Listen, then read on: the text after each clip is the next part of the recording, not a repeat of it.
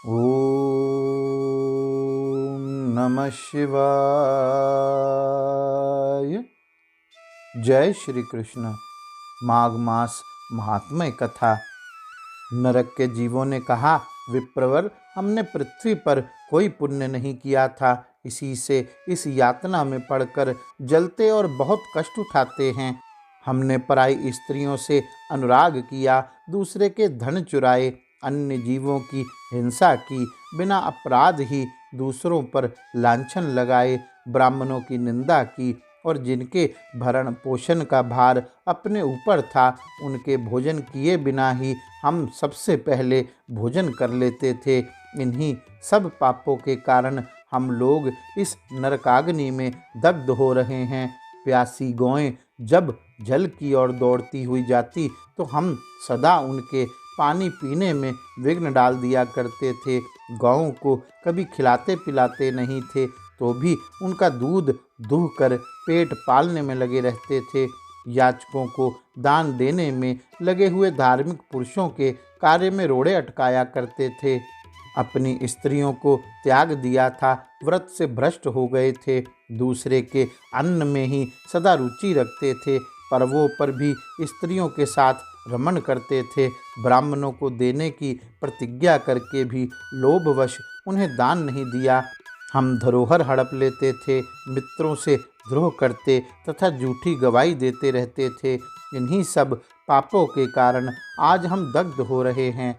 पुष्कर ने कहा, क्या आप लोगों ने भगवान जनार्दन का एक बार भी पूजन नहीं किया? इसी से आप ऐसी भयानक दशा को पहुँचे हैं। जिन्होंने समस्त लोकों के स्वामी भगवान पुरुषोत्तम का पूजन किया है, उन मनुष्यों का मोक्ष तक हो सकता है, फिर पाप क्षय की तो बात ही क्या है।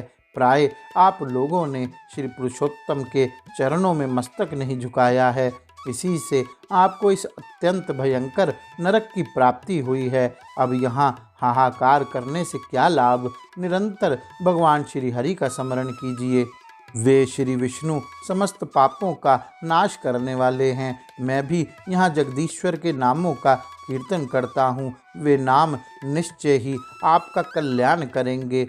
नरक के जीवों ने कहा, ब्रह्मन, हमारा अंतःकरण अपवित्र है, हम अपने पाप से संतप्त हैं। ऐसे समय में आपके शरीर को छूकर बहने वाली वायु हमें परम आनंद प्रदान करती है।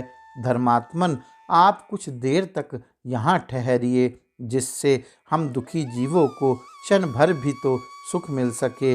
ब्रह्मन, आपके दर्शन से भी हमें बड़ा संतोष होता है। अहो, हम पापी जीवों पर भी आप कितनी दया करते हैं। यमराज ने कहा, धर्म के ज्ञाता पुष्कर, तुमने नरक देख लिया, अब जाओ, तुम्हारी पत्नी दुख और शोक में डूबकर रो रही है। पुष्कर बोले, भगवन, जब तक इन दुखी जीवों की आवाज़ कानों में पड़ती है तब तक कैसे जाऊं? जाने पर भी वहां मुझे क्या सुख मिलेगा? आपके किंकरों की मार खाकर जो आग के ढेर में गिर रहे हैं, उन नारकी जीवों की यह दिन रात की पुकार सुनिए। कितने ही जीवों के मुख से निकली हुई यह ध्वनि सुनाई देती है, हाय मुझे बचाओ, मेरी रक्षा करो, रक्षा करो। समस्त भूतों के आत्मा और सबके ईश्वर सर्वव्यापी श्री हरि की मैं नित्य आराधना करता हूँ। इस सत्य के प्रभाव से नारकी जीव तत्काल मुक्त हो जाएं। भगवान विष्णु सब में स्थित हैं और सब कुछ भगवान विष्णु में स्थित है। इस सत्य से नारकी जीवों का तुरंत कलेश से छुटकारा हो जाए।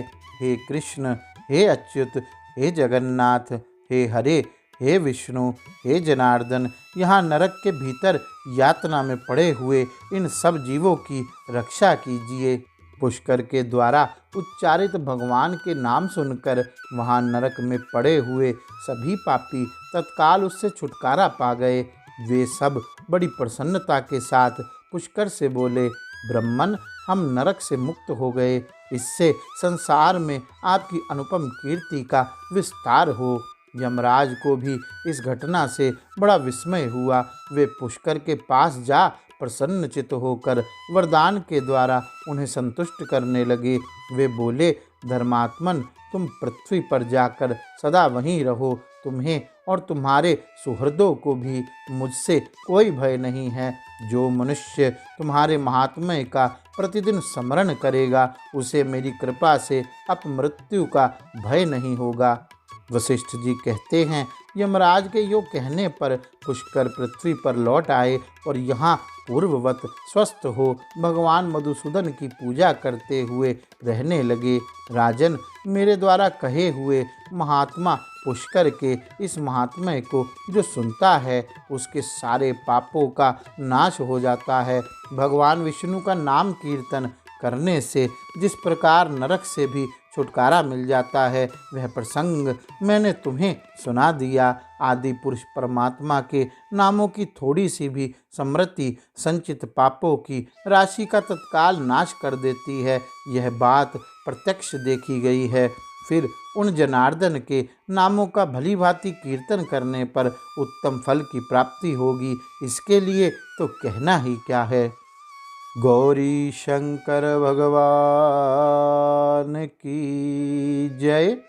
जय श्री कृष्ण।